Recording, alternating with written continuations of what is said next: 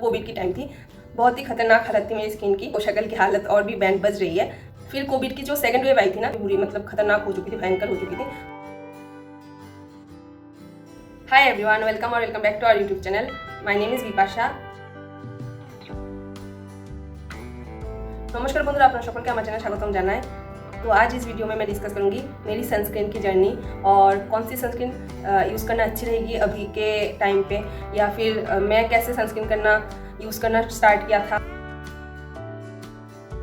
और उसके बाद मैं सनस्क्रीन यूज़ करके मुझे क्या फ़ायदा मिली, या फिर सच में सनस्क्रीन काम करती है कि नहीं। तो सारी बात मैं आज बताऊंगी। मेरे स्किन केयर जर्नी के सनस्क्रीन की जो भूमिका थी वो बताती हूँ मैं आप लोगों को। तो पहले मैं इतना सनस्क्रीन वगैरह नहीं लगाती थी, बिल्कुल भी नहीं लगाती थी। मेरे को ये आइडिया ही नहीं था कि सनस्क्रीन होती क्या है, और स्कूल के टाइम पे तो बिल्कुल भी नहीं लगाया सनस्क्रीन वगैरह। मेरे को मतलब नॉलेज ही नहीं था, और मेरे को मतलब सनस्क्रीन बहुत ही घटिया चीज़ लगती थी। ऑनेस्टली बताओ, बहुत ही मतलब थिक लेयर होता है, और गर्मी के टाइम पर तो और भी घटिया लगती थी। तो सनस्क्रीन मैं पहले यूज़ भी नहीं करती थी। फिर जब मैं कॉलेज पे गई तो मेरी एक कॉलेज की दोस्त लगा रही थी। मैंने उसको देखा वॉशरूम पे, मैंने पूछा उससे कि तू ये क्या लगा रही है। फिर उसने कहा कि ये तो सनस्क्रीन है, सब लगाते हैं, तू लगाती नहीं है क्या। फिर मैंने कहा नहीं, मैं तो सनस्क्रीन लगाती नहीं हूँ, क्या होता है ये लगाने से। फिर कहता है ये सन से प्रोटेक्ट करता है और ये हमारी स्किन के लिए बहुत अच्छी होती है, लगाना चाहिए, लड़कों को भी लगाना चाहिए। पर उसने एम्फसाइज़ किया कि लड़कियों को सनस्क्रीन लगाना ही चाहिए अच्छे स्किन के लिए। मैंने उस दिन इतना नहीं सोचा, पर 2 दिन बाद मेरे को पता नहीं कहाँ से याद आई। फिर मैंने उसको फिर से पूछा कि तू जो सनस्क्रीन यूज़ करती है वो उसका नाम बताना। फिर उसने नाम बताया और कहा मेरी डॉक्टर ने मेरे को सजेस्ट की थी, और उसके बाद उसने मेरे को सनस्क्रीन का नाम दिया। मैं जाके घर पे बोली और फिर मैं सनस्क्रीन खरीद के लेके आई, और उसके बाद ये सनस्क्रीन मैंने 2-3 दिन तक लगाया। 2-3 दिन लगाने के बाद ही भाई साहब मेरे मुंह पे पूरा ब्रेकआउट्स हो गए थे। मैं यहाँ पे फोटो अटैच कर दूंगी। स्किन बिल्कुल ऐसे से ऐसे हो गए थे, और बहुत ही ख़राब हो गए थे। मेरी स्किन बहुत ज़्यादा ख़राब हो गए थे, ब्रेकआउट वगैरह होके पूरी मुंह पे पिंपल, छोटे छोटे बम्स आने लगे थे मेरे, और पता नहीं इसका क्या करें। फिर मैंने डॉक्टर दिखाया एक, उन्होंने सनस्क्रीन वगैरह नहीं सजेस्ट की, उसने मॉइस्चराइज़र सजेस्ट किया था मेरे को। उसके बाद और एक डॉक्टर दिखाया, वो पहले वाले डॉक्टर से भी काम नहीं हो रहा था मेरी स्किन पे जो हुआ था, और उन्होंने कहा था कि मतलब 22-23 साल तक ये होंगे, अभी तो पेशेंस रखो, अभी क्या ही उम्र है तुम्हारी। तो उन्होंने मतलब पिंपल को उतना ज़्यादा गौर नहीं फरमाया उस मेरी फेस के पिंपल के ऊपर। और मेरी माँ भी कह रही थी ठीक है अभी तो बच्ची है, इतना पिंपल तो होती है इस उम्र में, तो ठीक है। तो मैंने भी इग्नोर कर दिया, ठीक है तो शायद अभी उम्र है इसलिए पिंपल हुई होगी, सनस्क्रीन का शायद इतना कोई हाथ नहीं रहा होगा, पता नहीं, मुझे तब समझ नहीं आ रहा था कुछ भी। उसके बाद मैंने वो सनस्क्रीन यूज़ करना स्टॉप कर दिया था। मेरी फेस की हालत बहुत ही ख़राब हो चुकी थी, मतलब क्या ही बताए, पूरे मुंह पे ब्रेकआउट्स वगैरह और पिंपल होते ही रहते थे और हो भी रहे थे बहुत ज़्यादा। उसके बाद 1 साल गया, 1.5 साल गया, फिर मेरी माँ को लगा नहीं ये तो थोड़ी ज़्यादा ही मतलब ये प्रॉब्लम थोड़ी ज़्यादा ही इंक्रीज़ हो रही है।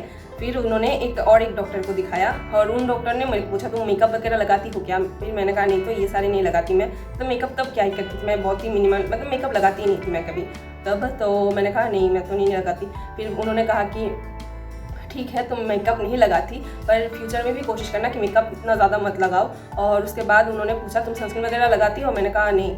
पर मेरे को तब कहना चाहिए था कि मैंने सनस्क्रीन लगाया था और इसकी वजह से ये सारे स्टार्ट हुआ। मेरे को ऐसा लगता है ये बम्स वगैरह वो सनस्क्रीन से ही आई है। फिर मैंने कहा नहीं, मैं अभी तो नहीं लगाती, फिर पर पहले एक लगाई थी। तो उसके बाद उन्होंने कहा सनस्क्रीन मत लगाया करो अगर तुमको धूप में जाना ही है। और मैंने कहा था सर अगर फील्ड वर्क वगैरह रहा तो मैं क्या करूँगी। फिर उन्होंने कहा अगर तुमको धूप में जाना ही है तो तुम कपड़े अच्छे से बांध लो, मास्क वास्क लगा लो और टोपी पहन लो, और उसके बाद काम हो जाएगी, सनस्क्रीन मत लगाया करो। तो मैंने पहले मुझे लगा हाँ सही तो है, तो मैं सनस्क्रीन लगाना इतना प्रेफर भी नहीं करती थी, मुझे पसंद भी नहीं थी। और उन्होंने जब कह दिया, एक डॉक्टर ने कह दिया, तो मैंने कहा ठीक है इनकी बात मान लेते हैं और सनस्क्रीन नहीं लगाते और कपड़े बांध देंगे मुँह पे। पर पता है तुम कितना ही कब तक, मैं जहाँ से हूँ वहाँ पे इतना कपड़े बांधने की मतलब ट्रेंड नहीं है, और कोई बांधता भी नहीं है, और मैं भी नहीं बांधती। और मेरे को भी मतलब ऐसा लगता है पूरे रास्ते पे चल रही हूँ सिर्फ मेरे मुंह पे ही ऐसे नकाब लगाया हुआ। तो मैं भी मतलब 1-2 दिन लगाई थी, उसके बाद मैं भी लगाना बंद कर दिया। मैं सिर्फ मास्क लगाती थी, वो तब कोविड की टाइम थी, तो मैं सिर्फ मास्क लगाती थी। और उसके बाद दिन बीतते गए, फिर स्किन की इशू और भी बढ़ने लगी, मतलब बहुत ही खतरनाक हालत थी मेरी स्किन की। उसके बाद कोविड की जो सेकंड वेव आई थी ना, तब मेरी शक्ल की हालत और भी बुरी मतलब खतरनाक हो चुकी थी, भयंकर हो चुकी थी पूरे मुंह पे। फिर इधर भी एक्ने होने लगे मेरे। फिर मैंने और भी अच्छा सा डॉक्टर दिखाया, और उन्होंने मेरे को एक सनस्क्रीन रिकमेंड की थी, पर वो कॉस्टली थी। तो मैं पहले खरीद तो लेती थी, माँ खरीद के दे देते थे, पर मेरे को लगा ये मतलब बहुत कॉस्टली है, इतना कॉस्टली सनस्क्रीन कौन यूज़ करेगा। फिर मैंने एक ख़त्म किया, उसके बाद मैंने लगाना बंद कर दिया सनस्क्रीन। थर्ड टाइम मैंने जब डॉक्टर दिखाया था तो मेरी स्किन की प्रॉब्लम बहुत ठीक हो चुकी थी। मतलब पहले कंपेयर करो तो और थर्ड टाइम पे कंपेयर करो तो बहुत ही फ़र्क तुमको दिखेगा। तो मेरे सब चिंता चले गए थे, स्किन तो ठीक हो ही रही है। उसके बाद मेरी स्टेट चेंज हो गई, मैं एक ईस्ट साइड से पूरा इंडिया के वेस्ट साइड पे आ गई। और उसके बाद यहाँ का पानी तो सॉल्टी पानी है ना, उसके बाद मेरी बाल सफ़ेद होने लगे और मेरी स्किन पे फिर से वही प्रॉब्लम, पिंपल बहुत ज़्यादा हो रहे थे इधर और इधर, ये सारे एरिया पे एक्ने हो रहे थे। तो फिर क्या हुआ, मैं माँ से वीडियो कॉल पे बात करी थी और माँ ने ये बात नोटिस की। दिन तक ये पिंपल हो रखे हैं तो माँ को थोड़ी टेंशन हुई। और फिर मैं जब घर गई थी इधर से, फिर माँ ने एक लेडी डॉक्टर दिखाई थी।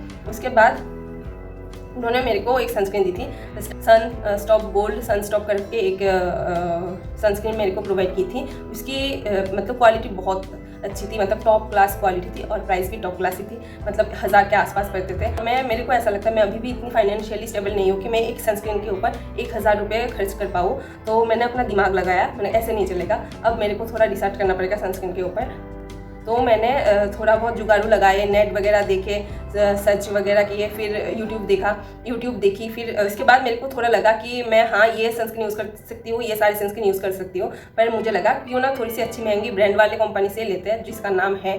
तो मैंने पहले ये जो लैक्मे का सनस्क्रीन है ना, ये यूज़ करना शुरू किया। ये काफ़ी अच्छा है, इतना कुछ मेरे को इशू नहीं आया पिंपल वगैरह में। पर ये क्या करता है, मेरी शक्ल पे ना व्हाइट कास्ट छोड़ देती है। तो ये मेरे को बहुत गुस्सा आती थी। पहले तो सनस्क्रीन लगाओ तो चिपचिपाहट लगती है, उसके बाद व्हाइट कास्ट आती है और लोग सारे पूछते हैं कि तुम मुँह पे क्या लगाई, अरे व्हाइट दिख रही है, फाउंडेशन लगाई क्या। और मैं सनस्क्रीन लगाती और मुझे गुस्सा आ जाती थी, नहीं तो सनस्क्रीन नहीं है। पहले अपनी रिसर्च से ये लैक्मे का सनस्क्रीन लगाना यूज़ की थी, पर इसमें व्हाइट कास्ट छोड़ देती है तो मुझे बिल्कुल पसंद नहीं आया। और मतलब ठीक ठाक है पर व्हाइट कास्ट छोड़ती है यार, और पसीना होता है तो वो गीली होकर निकल भी आती है।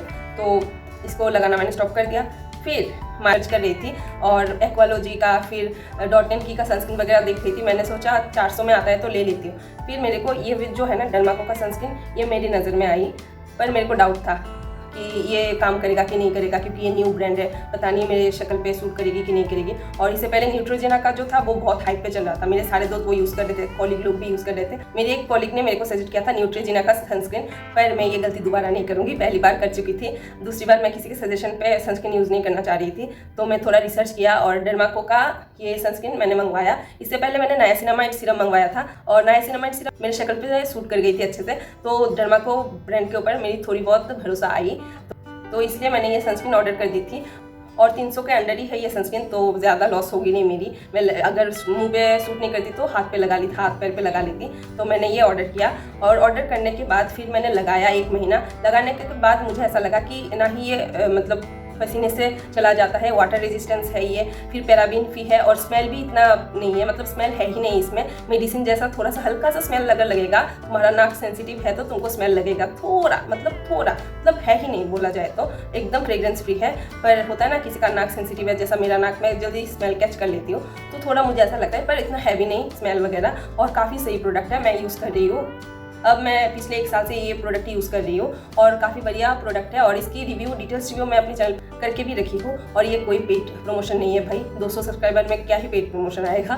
तो मेरे को ये अच्छा लगा, इसलिए मैं आप लोगों के साथ रिव्यू वगैरह शेयर कर रही हूँ ताकि आप लोगों को फ्यूचर में जाके आसानी हो। तो इसका जो 30 ग्राम का क्वांटिटी है 299 रुपीज़ में आती है। और अगर आप ऑनलाइन खरीदते हो फ्लिपकार्ट या नाइका से तो और भी सस्ते में मिल जाएगी। और 2-3 साल का शेल्फ लाइफ होती है। और SPF 50 है, PA ट्रिपल प्लस, PA 4+ है। और 1% इसका नाम है 1% hyaluronic sunscreen aqua gel for broad spectrum and blue light protection.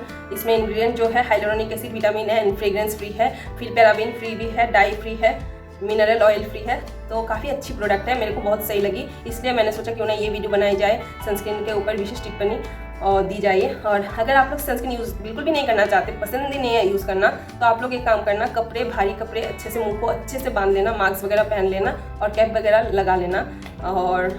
और क्या ही कह सकती हूँ, मेरे पास इसके अलावा कोई उपाय भी नहीं है। और कोशिश करना कि एक अच्छा किफ़ायती सनस्क्रीन यूज़ करो स्किन के लिए, अपने डॉक्टर से रिकमेंड लेके। मैं अब कह रही हूँ इसलिए मत लो सनस्क्रीन, कोई अपने दोस्त कह रहे उससे भी सनस्क्रीन की सजेशन मत लो, कोई यूट्यूबर कह रहे उससे भी सनस्क्रीन की सजेशन मत लो। जैसे मैं अभी कह रही हूँ मेरे शक्ल पे ये सूट किया है, पर ऐसा नहीं है कि आपकी शक्ल पे भी ये सूट करेगा। पहले थोड़ा बहुत पेस्ट टेस्ट कर लो, अपने शक्ल पे थोड़ा लगा के देख लो, थोड़ा बहुत पेस्ट टेस्ट कर लो। अगर वो सूट करती है तुम्हारी स्किन पे तो कंटिन्यू करो, अगर नहीं कर रही है तो उसको फेंक दो, जो भी कर लो। ऊपर अपनी शक्ल पे यूज़ मत करो, बहुत ही डेंजरस रिजल्ट आती है। तो ये वीडियो बनाने की मेरी इंटेंशन यही थी कि मैं आप लोगों को ये बता सकूँ कि किसी के प्रेफरेंस या फिर किसी के रेफरेंस से सनस्क्रीन ना खरीदे, अपनी स्किन पे सनस्क्रीन ना लगाए। आपको जो सही लगता है रिसर्च वगैरह करके या फिर आपकी डर्माटोलॉजिस्ट ने आपको जो सनस्क्रीन सजेस्ट की है वही सनस्क्रीन अपने शक्ल पे लगाए। अदरवाइज ये बहुत ही मतलब ख़राब टर्न आउट होकर आ सकती है आपकी शक्ल के लिए, बहुत ही ज़्यादा ब्रेकआउट्स ला सकती है अपने शक्ल के लिए और आपकी शक्ल स्किन बहुत ही ख़राब हो सकता है अगर आपने गलत प्रोडक्ट अपनी शक्ल के ऊपर लगाया।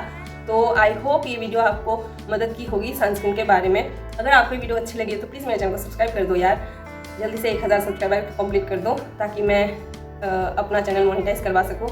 यार कितने दिन ऐसे गरीबी में पालूंगी। जो भी हो, please do subscribe my channel if you like my videos. तो bye, take care and do subscribe my channel. Bye.